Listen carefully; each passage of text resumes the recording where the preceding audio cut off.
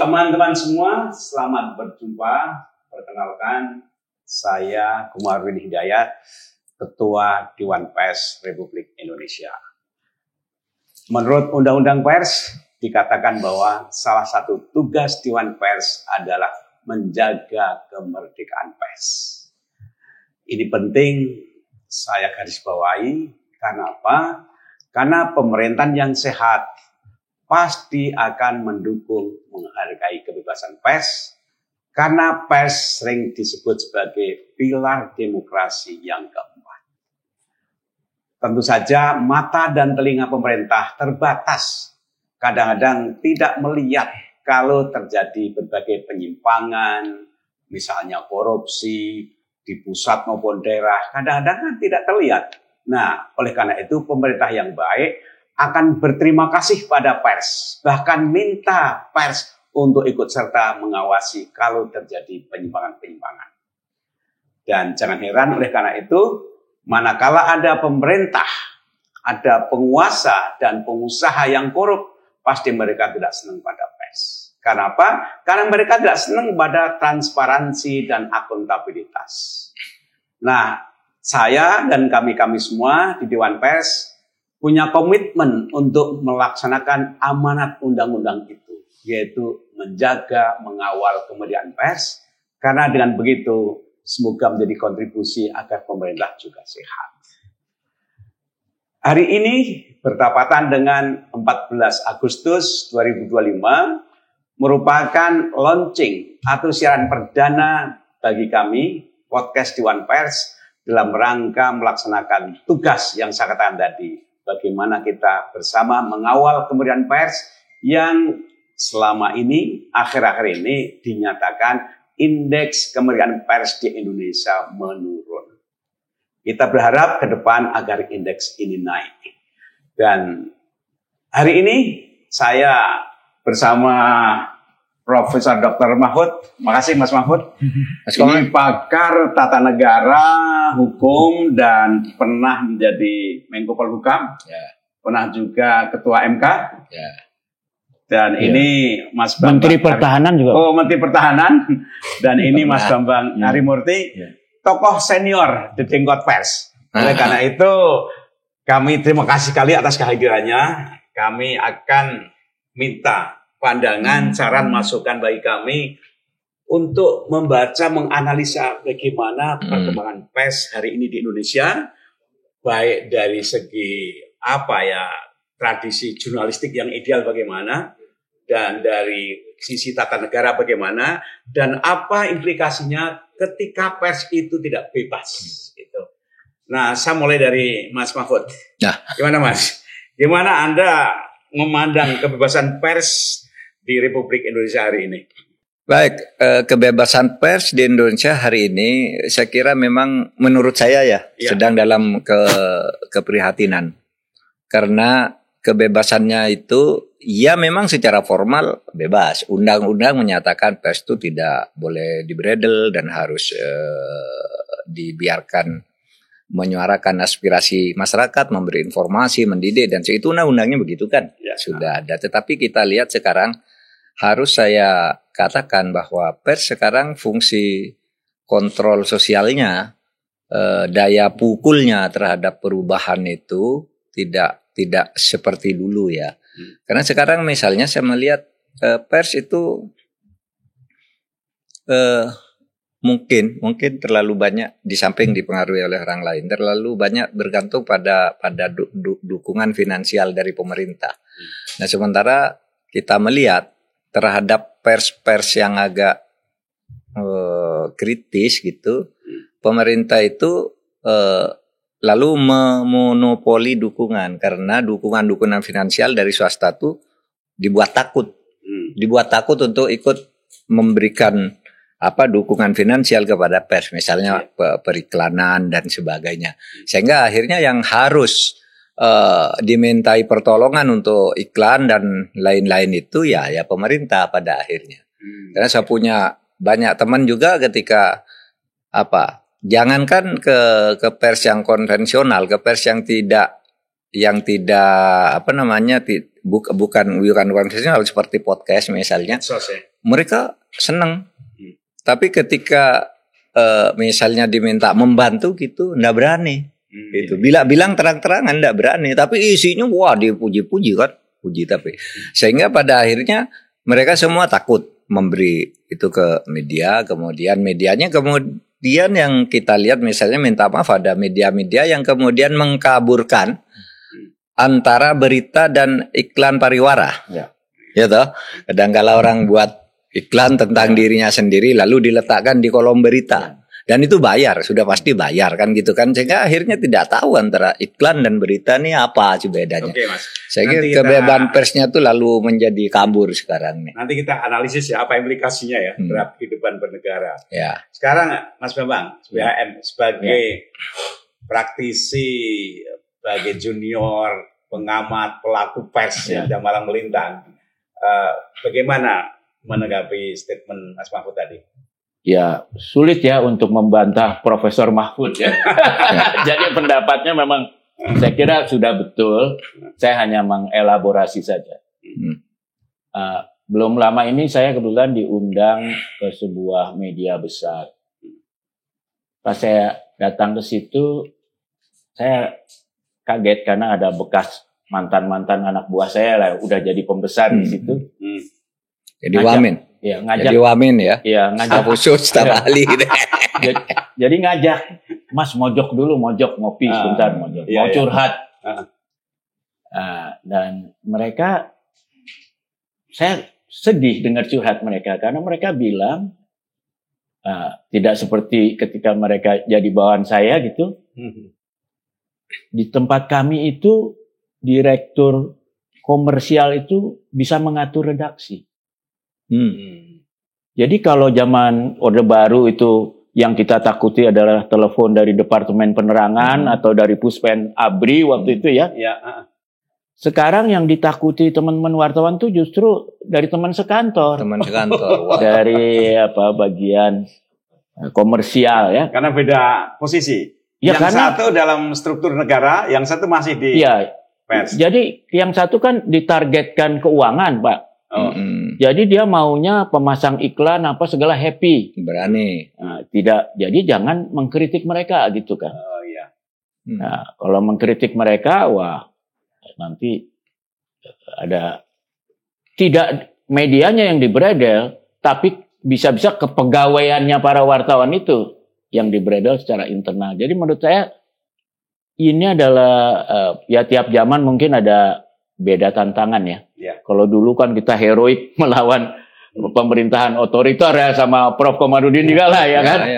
Kalau sekarang tuh ya seperti kata Bung Karno dulu, setelah kita proklamasi kemerdekaan, ternyata lawan yang lebih berat itu teman kita sendiri. Ya.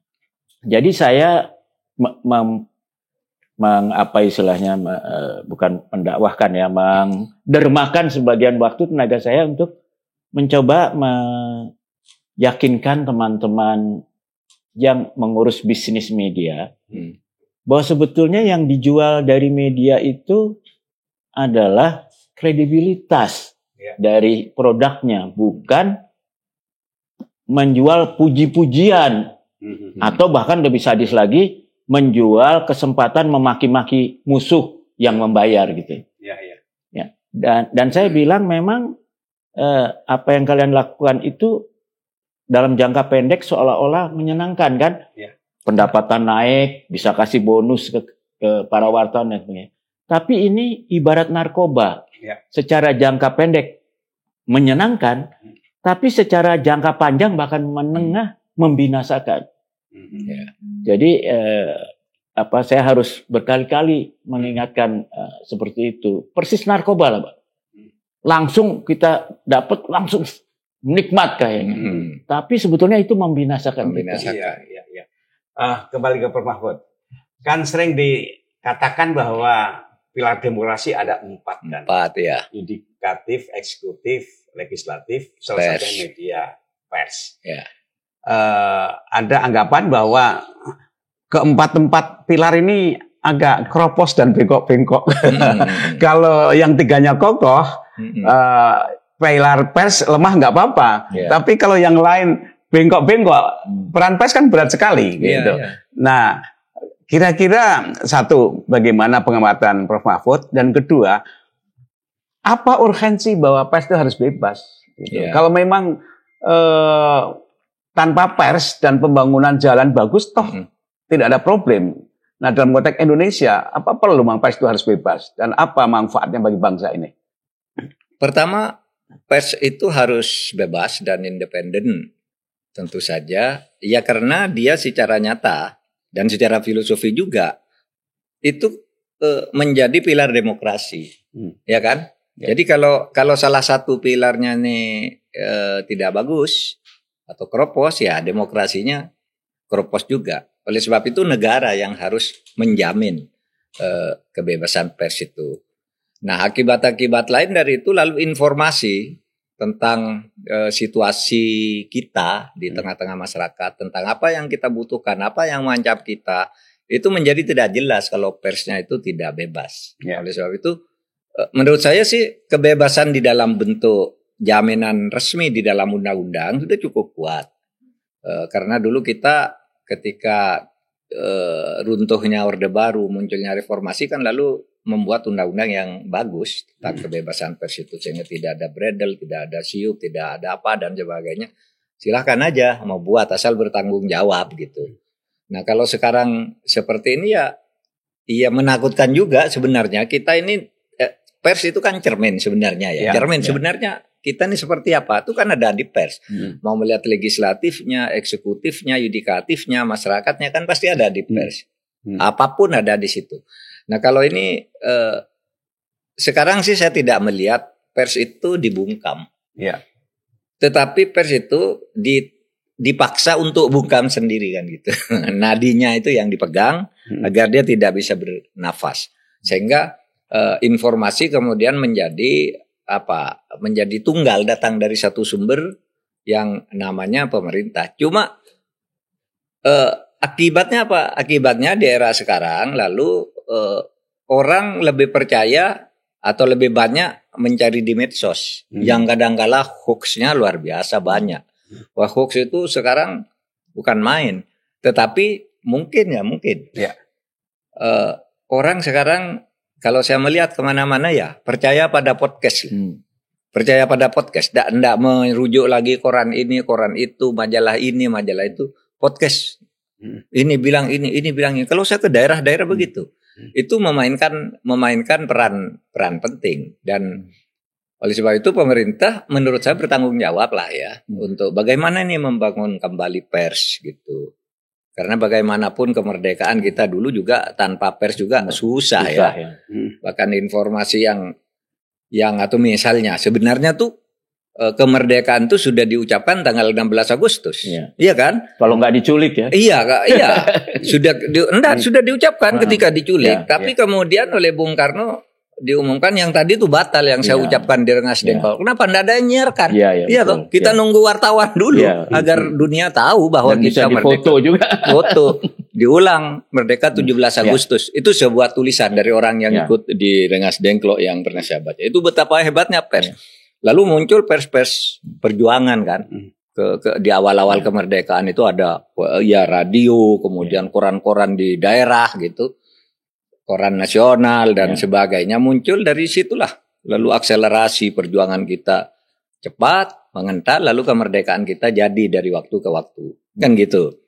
Nah, oleh sebab itu menurut saya mumpung ini hari kemerdekaan, mari kita buat pers itu merdeka. Merdeka betul sebagai harinya yang diberikan jaminannya kepada legislatif, kepada eksekutif, yudikatif. Meskipun yang tiga ini juga kurang sehat, tidak seimbang kesehatannya, tapi kalau kita mau merdeka betul ini semua sama-sama disehatkan. Sama-sama disehatkan dalam kerja-kerja yang proporsional dan profesional. Tadi Prof. Mahfud mengatakan bahwa sebenarnya pemerintah itu tidak boleh dikatakan tidak membungkam, hanya pers sendiri itu terkondisikan untuk segan atau takut. Ini suara mantan Menko Polkam birokrat atau memang ini pengamatan yang memang jernih sebagai pengamat hukum sosial. Anda sendiri bagaimana? Kalau Anda masih punya agenda memperjuangkan pers, apa yang diperjuangkan dan gimana hambatannya? Jangan-jangan memang betul yang katakan Prof. Mahfud, semuanya pemerintah itu memberikan kebebasan. Ya sebetulnya pemerintah itu memberikan kebebasan secara kalau istilahnya de jure ya. De jure, iya. Tapi para penguasanya secara de facto itu umumnya masih canggung dengan kemerdekaan pers. Ya. Selektif lah. Ya. Maunya tuh pers yang bebas yang menyerang lawannya, memuji dia gitu. Jadi bebasnya itu menyerang lawannya, bertanggung jawabnya itu memuji dia. Gitu. Nah, tapi mungkin karena kuatnya dorongan reformasi dulu, saya kira kebanyakan penguasa sekarang yang tidak nyaman dengan kemerdekaan pers itu umumnya melakukan pengendaliannya itu di outsource. Jadi kalau zaman dulu kan pemerintah lakukan sendiri, cabut siupnya, ya kan? Ya. Kalau perlu tutup kantornya pakai polisi. Sekarang enggak. Dia panggil teman-teman oligarkinya, suruh bayar buzzer, ya kan?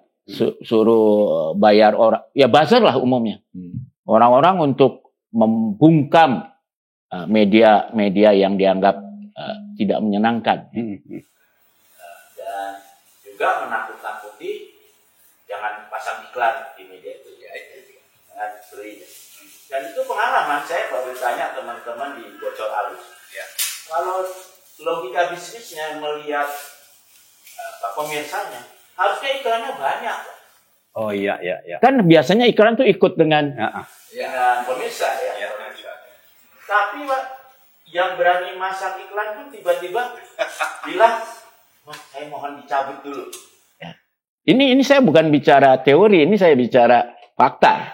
Kira-kira mengapa Bocor Alus itu kan milik Tempo? Mengapa orang enggan atau takut atau tidak senang pada Tempo? Memasang iklan tadi. Saya kira bukan, mereka ya itu tadi yang seperti kata Prof. Mahfud. Mereka senang mau pasang iklan.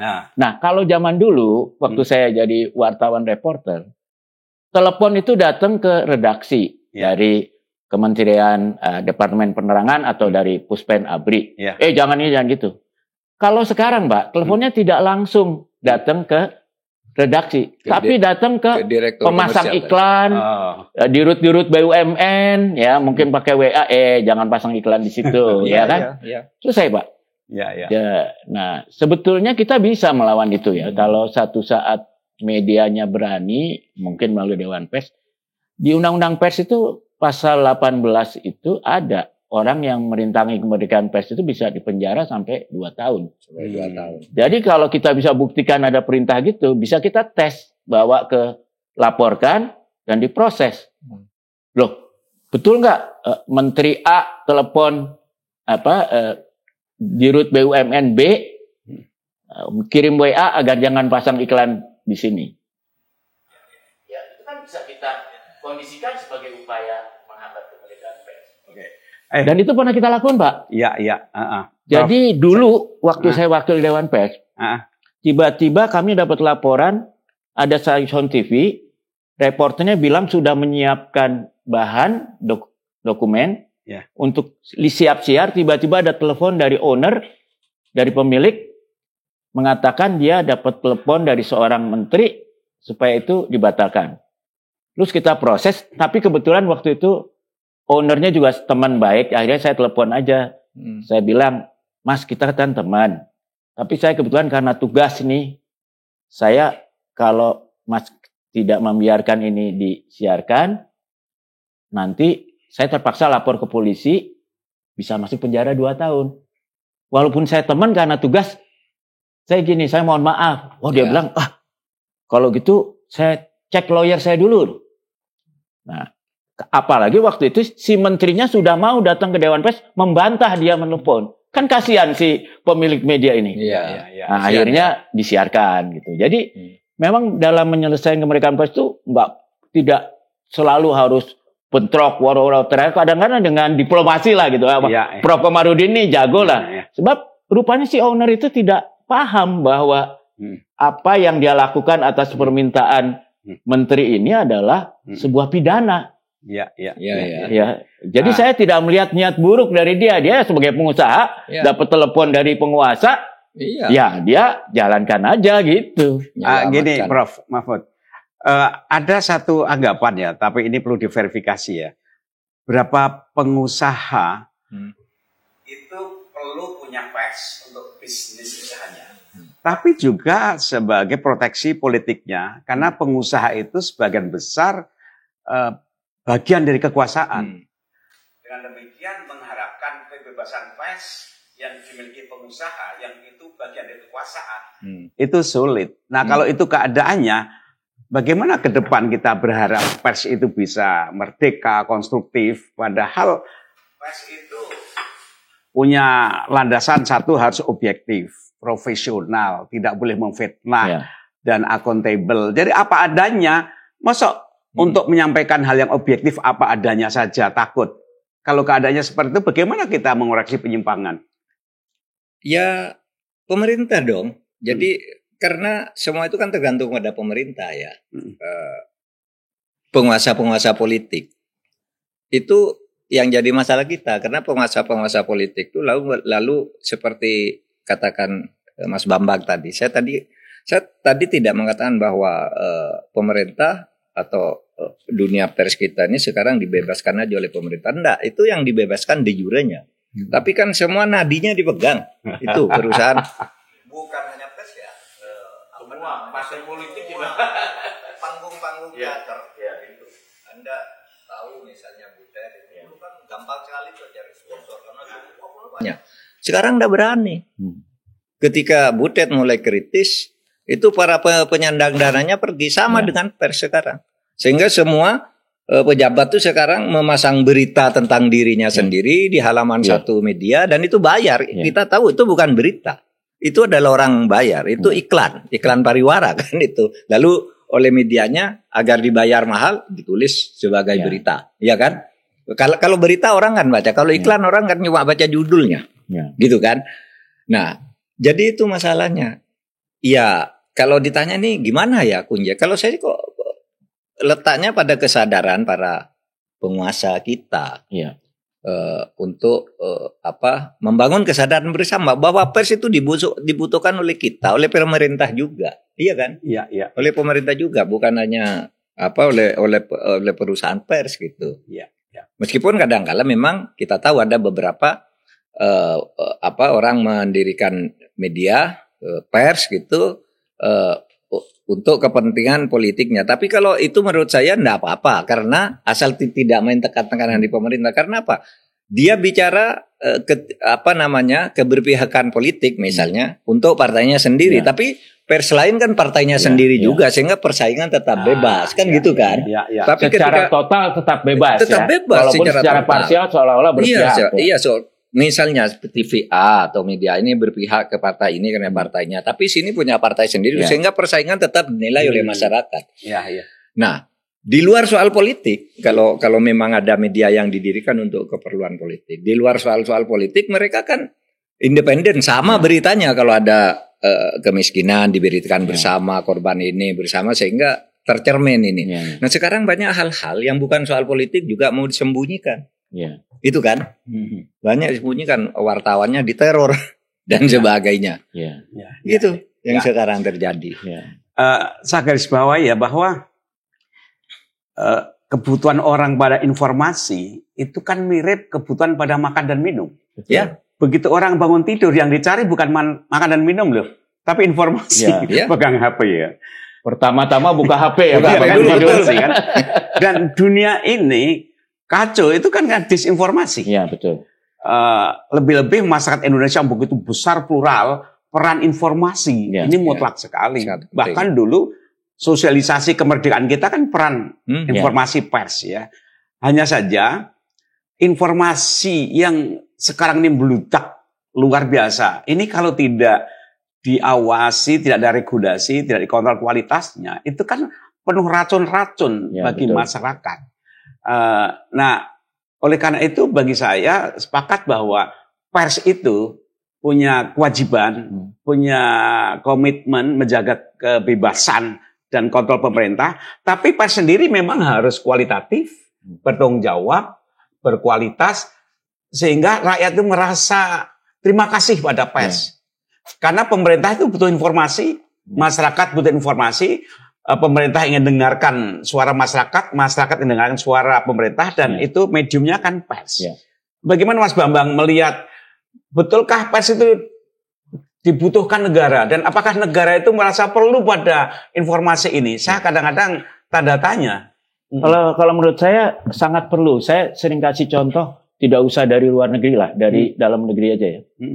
Dulu ketika Ali Sadikin menjadi gubernur DKI, dia itu tahu, dia cerita sendiri sama saya, ketika beliau kemudian banyak uang karena setoran dari judi yang legal itu, dia tahu, dan juga ketika dia memulai real estate, dia kan bawa pengusaha-pengusaha Indonesia ke Amerika, lihat bagaimana mengenai real estate, terjadi pembebasan tanah, lalu pembangunan. Nah, dia tahu bahwa sekarang pejabat-pejabat di bawah dia itu sangat mungkin disogok oleh developer yang ngalahkan rakyat. Kan biasanya surat tanahnya nggak lengkap dan posisinya lemah, ya kan? Sehingga tinggal kerjasama developer nakal sama oknum pejabat, selesai itu rakyat kan digusur-gusur ya. Nah, oleh karena itu dua hal dilakukan Bang Ali. Nah, mulanya dia tanya, saya tahu nih anak buah saya bisa bermasalah karena godaannya besar, ya kan? Jadi dia panggillah konsultan-konsultan. Nah, menurut Bang Ali semuanya nasihatnya tuh simpel, tambah pengawas, ya kan? Tapi dia mikir, kalau saya angkat banyak pengawas, karena ini godaannya begitu besar, nggak berapa lama dia ikut dengan ini. Jadi saya nambah pegawai, nambah koruptor, ya kan? Rakyatnya makin tertindas. Ya. Jadi ketika dia begitu, dia terus merenung, terus dia lihat, loh ini ada orang saya kenal, tidak dibayar. Boleh dikata setiap waktu bangun yang dipikir gimana berantas korupsi. Namanya Adnan Buyung Nasution. Ya. Lalu, oh kalau gitu gampang. Adnan Buyung Nasution dibantu aja anggarannya. Bikin LBH. LBH ya. Jadi, habis gitu, kebetulan waktu itu datanglah Gunawan Muhammad dan Fikri Jufri dan kawan-kawan pengen bikin media. Nah, lalu Ali Sadikin pikir, ini bagus untuk kontrol sosial. Jadi dia perintahkanlah Ciputra waktu itu di Rut Jaya Raya, kamu bantu anak-anak muda ini bikin media. Nah, Ciputra kan pengusaha, dia pikir ini orang-orang seniman gak jelas, dipinjemin uang hilang. Jadi, tapi dia kan takut menolak perintah Ali Sadikin. Jadi akhirnya dia panggil Erik Samola, dia bilang, ini pakai uang Yayasan Jaya Raya aja yang minjemin. Jadi kalau hilang bukan uang dia kan? Uang Yayasan Jaya Raya, kamu Erik Samola ikut jadi mengawasi. Wah, ternyata sangat laku. Sehingga mau dibayar hutangnya. Tapi terus Erik Samola bilang, wah ini prospek sekali, daripada dibayar utangnya dibayar pakai saham aja. Sehingga akhirnya Yayasan Jaya Raya punya saham di Tempo, dan karena dividennya waktu itu besar, bisa pakai bikin klub sepak bola, bisa bikin sekolah olahraga dan sebagainya.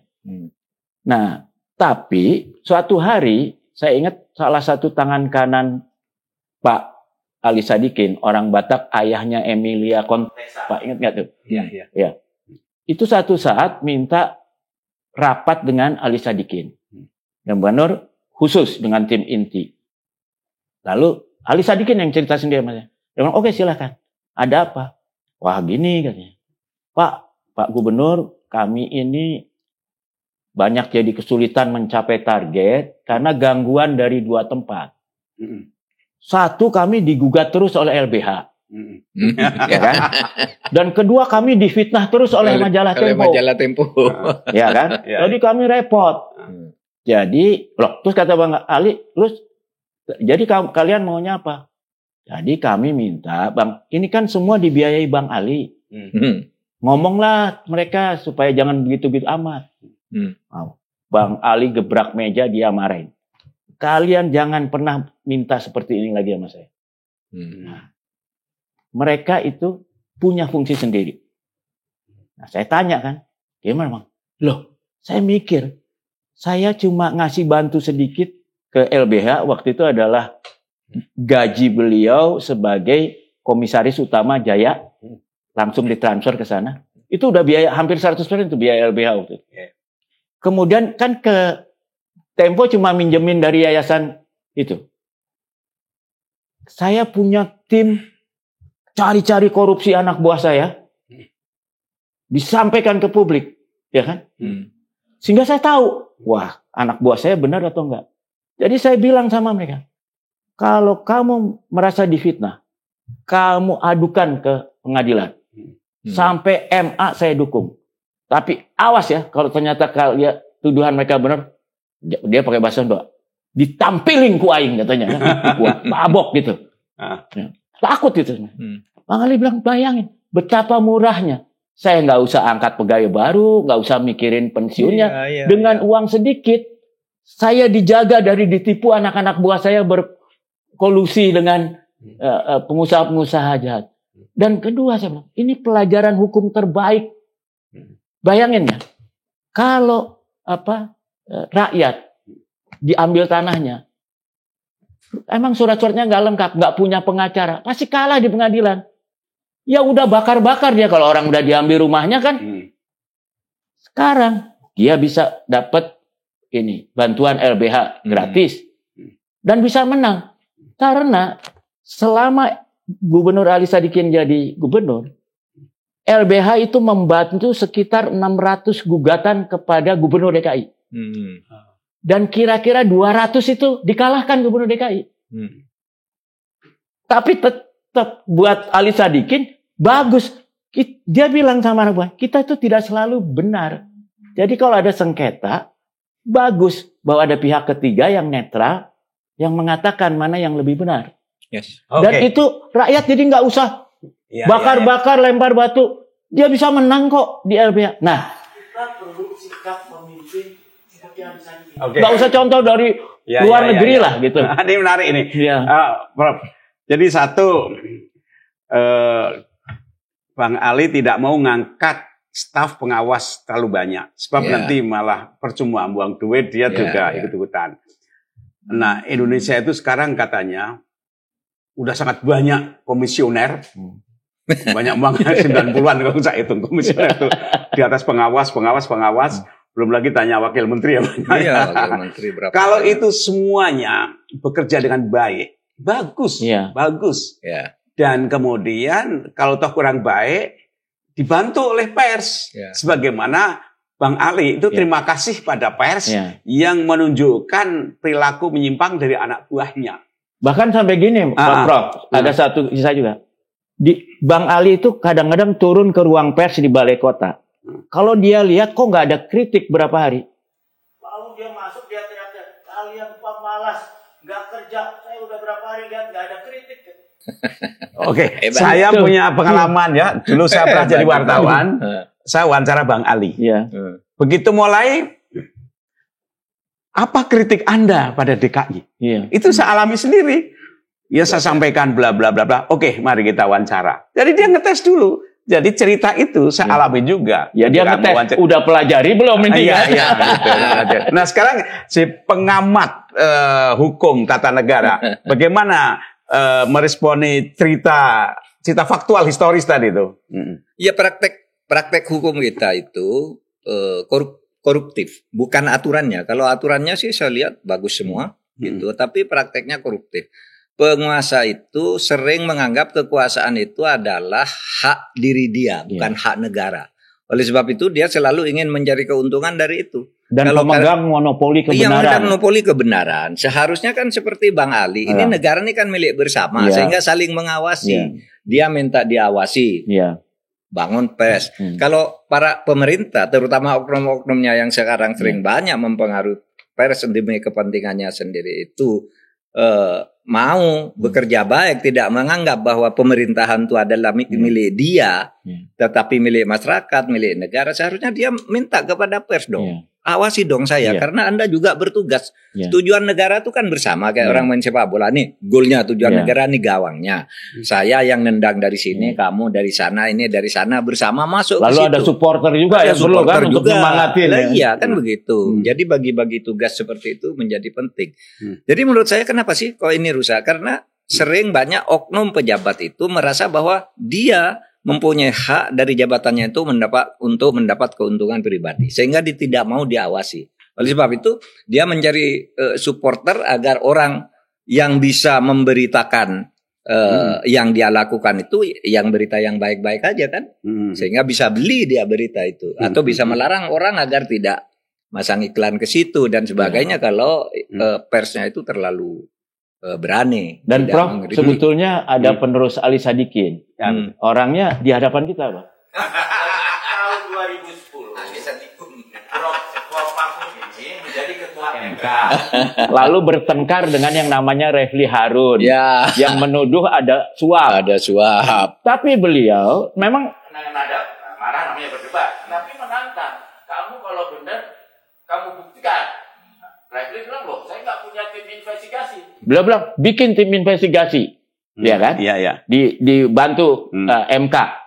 Akhirnya Refli juga panik juga. Akhirnya dia ajak saya, Bang Adnan Buyung, Saldi, terus Bambang Wijoyanto.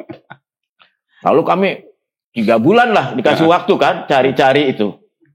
Nah, cari-cari itu. Apa waktu itu? Isunya apa yang dicari? Isunya adalah penyuapan. Penyuapan pilkada ya. Pilkada. Lalu kemudian akhirnya udah dapat laporan. Itu pun ketika laporan selesai, tim berkelahi lagi sama Prof Mahfud. Beda pendapat biasa lah ya. Sehingga waktu itu Bang Buyung dan kawan-kawan nggak mau lagi diundang. Tinggal saya yang mau. Lalu saya diundang Prof Mahfud sebagai ketua MK dengan wakilnya. Tanya, terus saya bilang, Pak Ketua, mohon izin salah satu rekomendasi kami dibikin saja berdasarkan laporan kami majelis kode etik yang independen, yang mayoritas orang luar, nah, supaya kan orang dalam kan pakai Lalu kemudian akhirnya beliau langsung sepakat. Malah saya dikasih tugas, kamu pilih siapa? Saya pilih Pak bagaimana? Ya. Karena salah satu yang dituduh itu orang yang dipilih Pak Bagaimana baik ketua. Jadi saya datang ke Pak Bagaimana. Pak, Bapak harus tanggung jawab nih orang ini. Oke, akhirnya dibikin. Dan akhirnya dipecat lah. Dan saya pikir waktu itu ya, dan kemudian saya diajak Prof Mahfud juga di tim percepatan ekonomi hukum. Sebetulnya kalau mau memberantas korupsi itu harus kita perkuat kode etiknya. Majelis, dan mayoritas harus orang luar karena orang kita kan. Iya. Kita lihatlah di polisi itu kalau orang dalam semua susah. Nah, karena orang yang korup pasti sebelum korup melanggar kode etik dulu. Iya. Iya kan? Iya. Sedangkan membuktikan korupsi itu susah. Orang menyuap siapa yang mau ngaku? Iya. Tapi kalau kode etik kan tidak perlu bukti yang kuat, persepsi saja sudah cukup supaya orang tuh menjaga kehormatan gitu kan. Jadi kalau di lembaga-lembaga strategik seperti MK, DPR, majelis etiknya tuh kuat. Menurut saya itu seperti vaksin. Orangnya nggak akan sakit sampai parah. Begitu terserang dengan cepat dia antibodinya bekerja. Tapi kalau tanpa majelis kode etik yang kuat dan independen, ya nanti penyakitnya masuk penyakit parah. Jadi kalau di tim reformasi kita termasuk yang mengusulkan begitu, Prof. Sayang beliau kemudian harus berhenti. Jadi kita, tapi sebetulnya menurut saya kita nggak usah anggaran besar-besar ya apa. Di lembaga yang strategik itu kita jaga dengan majelis kode etik yang kuat. Itu orang belum sempat korupsi udah out. Ya. Kalau sekarang kan, waduh, cari bukti korupsi udah korup pun. Bahkan udah dihukum inkrah pun tidak dieksekusi kan repot. Gini, Prof. Kalau ditarik ke bahasa agama itu kan gini, ada amar ma'ruf nahi Ya, mungkar, betul. mengajak kepada kebaikan, kemudian memberantas kemungkaran. Ya. Dulu pada masyarakat tradisional, kemungkaran itu kan terjadi di wilayah keluarga, komunal, masyarakat, dan itu bisa dengan mudah diselesaikan oleh ulama, kepala adat, suku, selesai. Tapi ketika kemungkaran itu terjadi pada negara, birokrasi negara, dan objek kemungkaran, korupsi misalnya, itu terbentang dari Aceh sampai Merauke, itu kan luas sekali. Iya, betul. Sedangkan kemungkaran korupsi dulu itu kan kecil sekali. Sementara tangan pendeta, ulama, rektor itu kan tidak sampai tangannya. Tidak punya legalitas, tidak punya kompetensi. Jadi yang melakukan di sana di balik tembok negara, yang bertugas pun berada di sana. Nah, menjadi persoalan ketika petugas itu tidak perform. Ada polisi, kehakiman, kejaksaan, KPK, ini tidak melaksanakan, maka masyarakat tuh suruh buktikan tidak bisa. Dan memberantas pun tidak punya kekuatan. Gak usah gitu, Pak. Ustadz yang menyampaikan kebenaran malah bisa dipenjara. Gimana Mas menghadapi situasi korupsi struktural seperti itu gimana? Saya tidak tahu kalau perubahan sistem apalagi ya. Saya selalu mengatakan apa sih yang mau buat. Setiap ada orang buat ini sudah dibuat, buat ini sudah dibuat. Tetapi memang perilaku korup itu melekat pada moral pejabatnya. Sehingga kalau dikatakan sekarang ini kalau di masyarakat tradisional atau masyarakat yang lebih kecil itu kan gampang, ada amar ma'ruf nahi mungkar. Amar ma'ruf tuh memberi nasihat yang baik, memberi tapi nahi mungkar itu melawan. Nah sekarang itu para ulama, pendeta hanya berani beramar ma'ruf aja. Nggak ada yang berani bernahi mungkar. Itu salah gitu, dan benar gitu. Itu kan nahi mungkar namanya. Tapi nggak ada, sekarang hanya memberi nasihat. Begini, itu sudah bagus. Tapi yang jahat-jahat itu nggak dibahas oleh para ulama, oleh para pastor, oleh yang bahas tuh ya aktivis-aktivis LSM aja banyak. Dan itu pun banyak yang akhirnya nggak tahan juga, berubah. Nah ini kaitannya dengan peran kami Dewan Pers dan kawan-kawan pers kayak Anda itu kira-kira sekarang ini apa sih agendanya? Kalau dulu ketika merdeka itu kan bagaimana menyuarakan kemerdekaan dan menggalang, membangun opini, fight against. Nah sekarang ini pers itu apa kekuatannya kira-kira? Kita sih beruntung kalau menurut saya bahwa ketika pers yang konvensional sebagian besar karena kepentingan finansial dikuasai oligarki juga lah, boleh dibilang ya. Sehingga akhirnya persnya sulit. Kalau tadinya heroik bisa melawan kekuasaan diktator pemerintah, sekarang harus melawan owners itu lebih berat karena tidak seheroik melawan rejim, ya kan.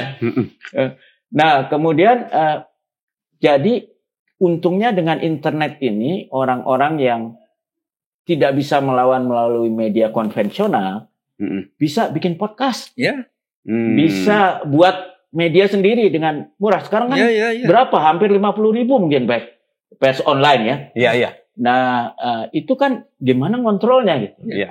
Dan memang seperti tadi Prof Mahfud bilang, kemerdekaan pers bukan berarti setiap persnya tuh malaikat, tidak. Tapi secara keseluruhan dia jadi mewakili pers yang bebas. Mungkin ada yang pro partai A, ada yang pro partai B, tapi masyarakat bisa memilih dan melihat, menilai gitu ya. Hegemonik hegemonik, jadi heterogen gitu ya, dan bisa memilih sendiri dan juga bisa melihat kredibilitasnya sendiri kan. Yang tadinya terkenal karena berani ternyata bohong. Lakukan. Ada yang sempat jadi media darling, ketika terbukti bohong, wah malah kebalikan. Hujat terus oleh media. Jadi ada hukum seperti hukum alam gitu loh. Kalau lempar bola ke atas pasti akan jatuh ke bawah. Nah kalau menurut saya ini tantangan buat Prof Komarudin sebagai Dewan Pers. Kita itu terjadi suatu desentralisasi. Ya, kalau tadinya pers itu cenderung makin lama makin dikuasai sedikit perusahaan, sekarang terbalik. Perusahaan gede-gede itu melemah semua. Dengan banyak yang kecil-kecil gitu. Ya. Nah, bagaimana yang kecil-kecil ini bisa bekerja sama?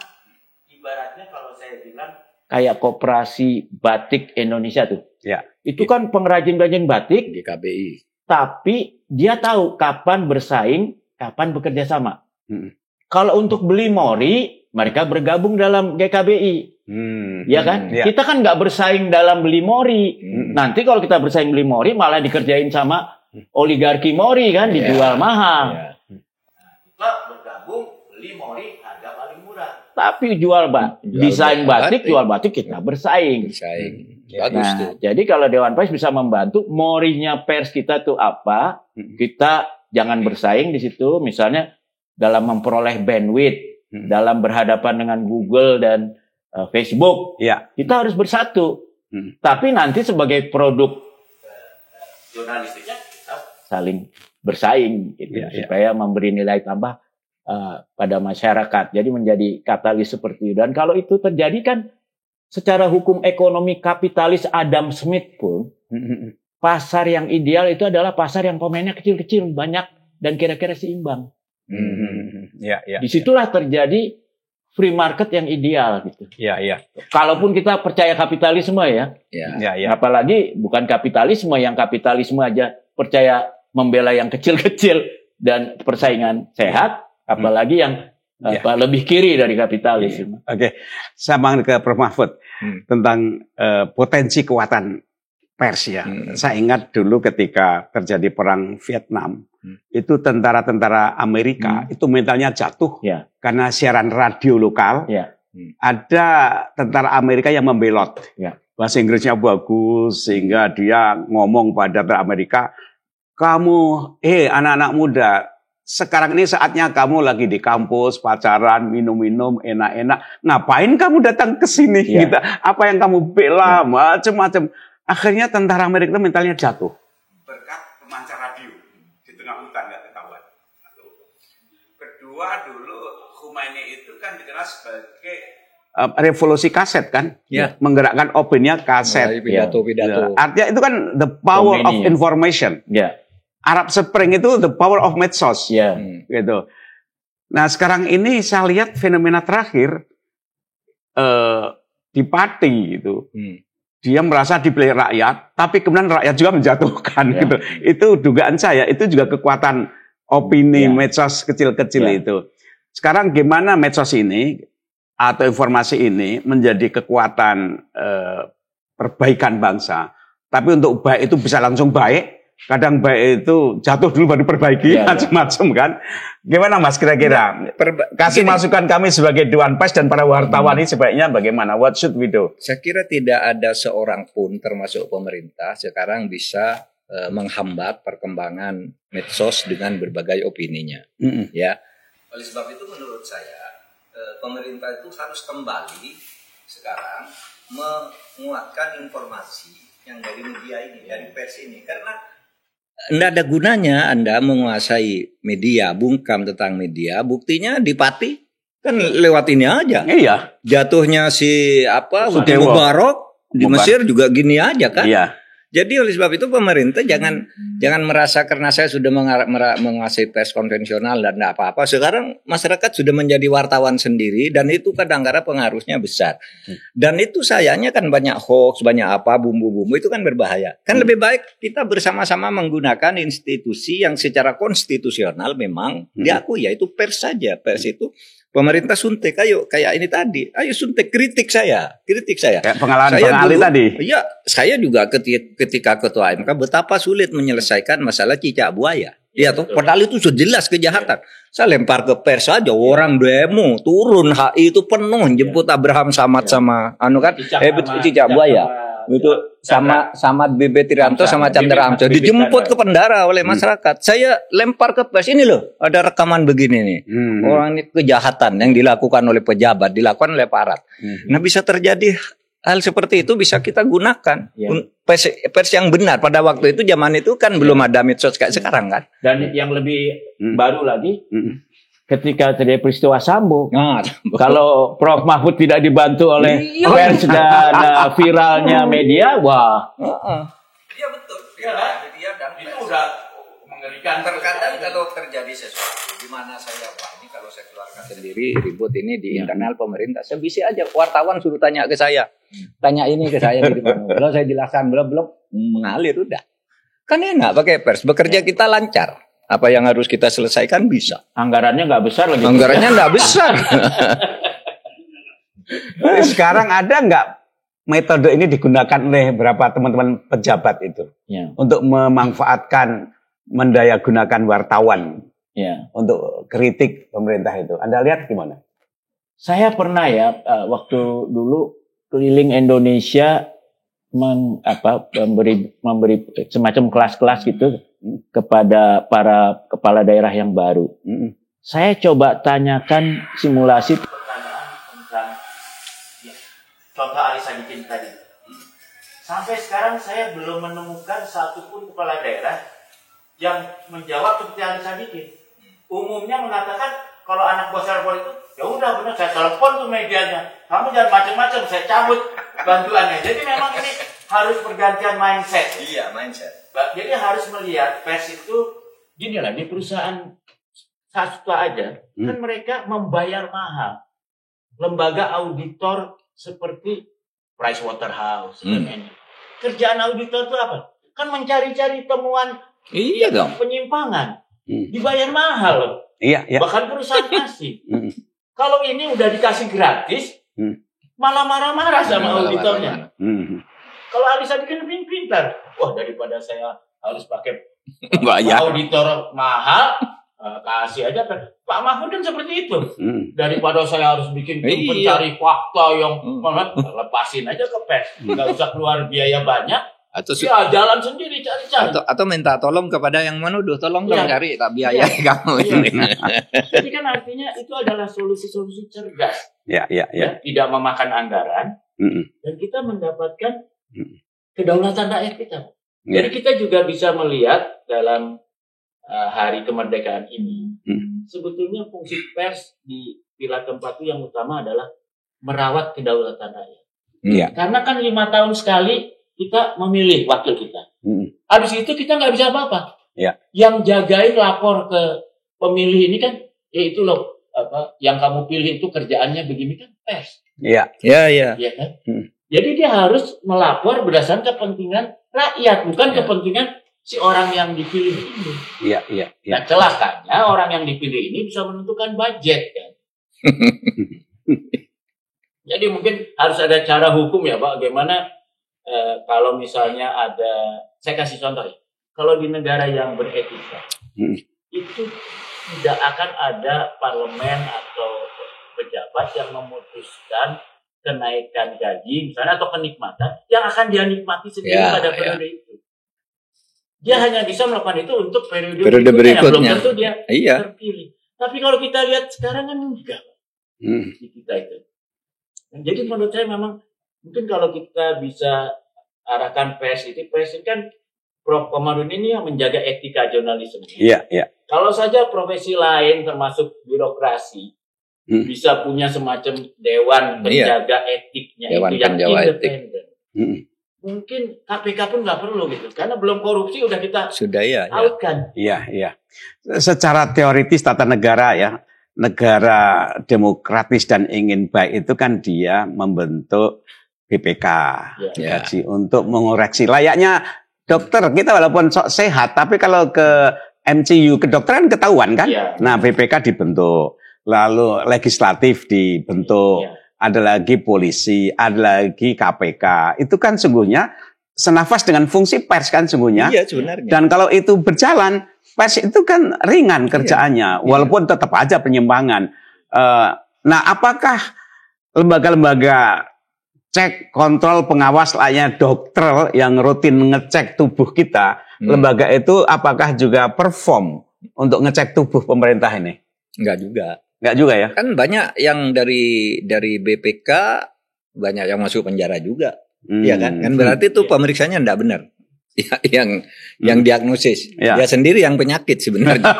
Masukkan penyakit. Dokter yang sakit ya. Sekurang-kurangnya sudah ada 2 orang anggota BPK ini bukan, kalau pegawainya banyak. Ini anggota BPK-nya kan sudah 2 yang masuk penjara. Nah, jadi salah satu kelemahannya kan karena diubahnya undang-undang BPK yang tadinya politik nggak boleh masuk. Sekarang malahan politik. orang-orang bekas anggota Banggar jadi BPK. Iya, orang yang mau habis masa jabatannya di DPR besok ini tidak terpilih lagi, kirim aja ke KPK.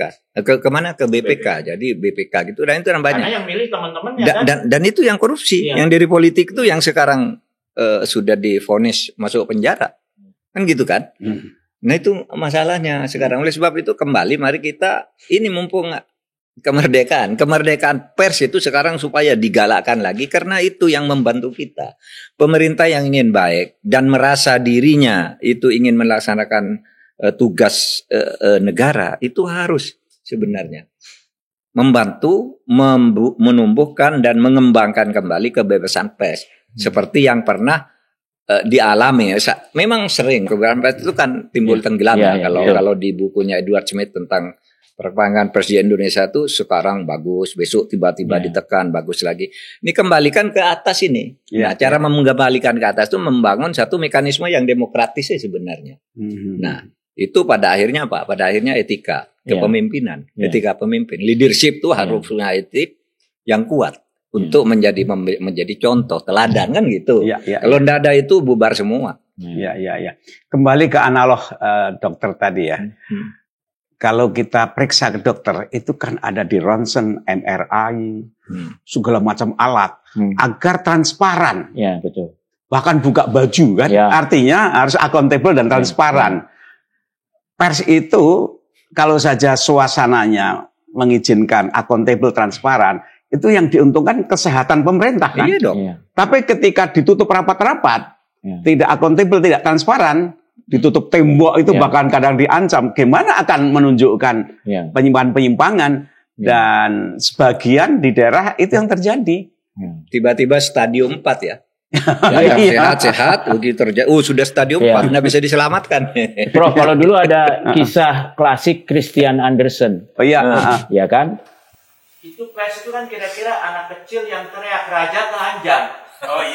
Karena raja waktu itu ditipu orang yang jago nipu. Ya, katanya dia bikin baju yang sangat halus, cuma orang baik yang bisa melihat ini baju. Kalau orang yang tidak baik, nggak bisa lihat ini baju. Pakailah raja itu. Nah, karena abdi raja semua takut dibilang orang tidak baik, bagus bajunya, bagus bajunya. Sampai raja jalan di jalan, anak kecil kan nggak mikir macam-macam. Loh, kok raja telanjang? Pers itu si anak kecil itu gitu loh. Menjaga raja dari penipuan yang canggih-canggih itu dari rajanya supaya nggak tertipu. Dengan cerita itu Anda ingin mengatakan apa sih? Ya, saya mengatakan seperti sebetulnya kalau siapapun raja jadi penguasa, ingin tahu dirinya, siapapun penguasa, pers itu sebetulnya lembaga audit yang menjaga dia supaya dia sukses. Jangan dia dimakan oleh ucapan-ucapan hulu balangnya yang takut ketahuan kerjaannya nggak beres. Karena kalau kerjaannya nggak beres kan dilaporin pers, dia bisa dipecat. Akhirnya dia fitnah-fitnah lah itu supaya persnya yang salah. Jadi blame the messenger. Jadi orang yang menyampaikan informasi yang mau dibunuh bukan informasinya gitu. Atau cerita Kancil Pilek kan sama aja kan. Jadi harimau si Raja Rimba tuh badannya bau katanya. Ibunya mengingatkan, nih badanmu bau tuh, rakyat sudah ngerasani kamu semua.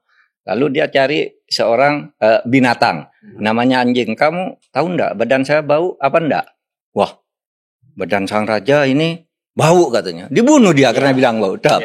Terus cari yang lain, cari kijang. Badan kamu merasa enggak badan saya bau? Enggak, harum karena anjing dibunuh. Harum, waduh, harum, wah bagus. Enggak, dia juga. Harum raja, ditangkap juga. Yang jujur dibunuh, yang tidak jujur. Kenapa? Kamu tidak jujur. Wong kata mak saya aja saya bau, kok kamu bilang saya harum? Lalu datang Kancil. Kancil katanya. Badan saya bau apa harum? Saya pilek. Yang mulia. Sekarang ini pers pilek. Ada kisah beneran soal itu. Jadi dulu Presiden Kennedy telepon temennya yang kebetulan kalau nggak salah pemretnya New York Times. Karena dia dilaporkan New York Times mau membocorkan rencana invasi ke Kuba. Dia telepon, dia minta tolong. Waduh, ini tolonglah jangan, ini kepentingan. Akhirnya temannya bilang, oke, saya tunda. Akhirnya terjadi kan wartawan ya, New York Times bilang tunda. Pemretnya sayangnya setuju karena mungkin karena teman ya. Ternyata kan ancur-ancuran itu invasi itu. Iya. Ya. Akhirnya Kennedy nulis di bukunya, saya menyesal kamu mengiyakan saya. Kalau enggak kan tragedi ini terhindarkan. Dan saya bisa bayangin kalau saya mikir, kalau rencana ini aja bocor ke wartawan New York Times, pasti Kuba udah tahu lah. Iya kan? Mendingan dibatalkan gitu. Cerita itu menimbulkan pertanyaan di benak saya, tapi nggak usah dijawab. Kira-kira presiden punya nggak catatan-catatan gitu ya? Saya nyesel gitu, mengapa dulu gini. Saya nggak tahu lah, biar aja itu pertanyaan, nggak usah dijawab. Tapi baiklah ya. Sekarang satu pesan terakhir lah untuk closing obrolan kita ini kepada Dewan Pers dan juga mungkin pemerintah, masyarakat. Kira-kira apa, Prof? Ya harus kembali ke fungsi dan tugas utamanya untuk negara, yaitu menjaga kemerdekaan negara, kemerdekaan pers juga sebagai bagiannya, agar negara ini mencapai tujuannya. Kalau enggak ya bubar aja nanti suatu saat. Tinggal nunggu waktu kan. Iya kan? Kalau kita tidak jujur kepada diri kita, saya katakan pers itu kan cermin kita tuh siapa dan sedang ada noda apa di wajah kita tuh kan ada di pers sebenarnya. Kalau kita tidak mau itu yang sungguh, kaca yang benar, ya kan nunggu hancurnya kita. Kita sendiri. Jangan sampai buruk muka cermin dibelah ya. Oke. Anda Mas Bambang. Ya, kalau saya melihat ini, terutama kalau dari sisi Pancasila ya. Tugas pers itu menjaga kedaulatan rakyat. Karena kan sebetulnya pemerintahan itu adalah mewakili kepentingan rakyat dan dipilih untuk itu. Tapi apakah orang yang dipilih mewakili kepentingan rakyat itu amanah atau dia malahan culas? Itu kan harus ada kontrol dari masyarakat. Bagaimana masyarakat bisa mengontrol kalau dia tidak dapat informasi? Saya selalu bilang, orang yang pintar kayak Prof. Mahfud, Prof. Komarudin sekalipun disuruh bikin decision, kalau dikasih informasi sampah, pasti hasilnya sampah. Dibantu pakai AI kalau dikasih sampah. Jadi harus dikasih informasi yang betul. Supaya keputusannya betul. Nah, pers yang sehat itu adalah pers, idealnya memang pers yang malaikat semua informasi betul. Tapi kan itu tidak mungkin. Jadi pers yang bebas itu sehingga karena kompetisi dan beragam, secara keseluruhan menjadi pers yang betul gitu. Karena pers yang salah langsung ketahuan.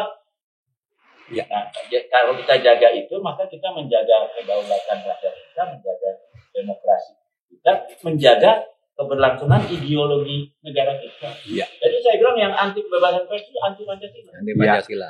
Oke, baiklah ya teman-teman semuanya.